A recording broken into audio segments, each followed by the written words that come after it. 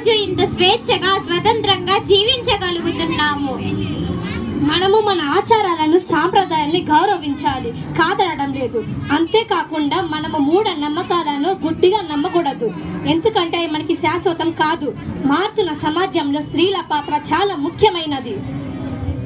ఈ రోజు పురుషులతో సమానంగా స్త్రీలు కూడా రాణించగలుగుతున్నారు అంటే దీనికి కారణం రాజా రామ్మోహన్ రాయ్, గురజాడ అప్పారావు లాంటి ఎందరో గొప్ప సంఘ సంస్కర్తల వలనే. ఒకప్పుడు ఆడవాళ్ళు స్వేచ్ఛగా తిరిగినట్లయితే స్వతంత్రం వచ్చినట్లే అనేవారు. అలాంటిది అంతరిక్షం నందు కూడా స్త్రీలు ప్రయాణించగలుగుతున్నారు అంటే దీనికి కారణం ఈ మూఢ దురాచారాలను అరికట్టడమే. ఆడది అంటే అబల కాదు, శక్తి రూపం. ఎత్ర నార్యస్తు పూజ్యంతే రాయంతే తత్ర దేవత. దీనికి అర్థం ఏంటంటే ఎక్కడైతే మనం స్త్రీలను గౌరవిస్తామో అక్కడ దైవత్వం వికసిస్తుంది.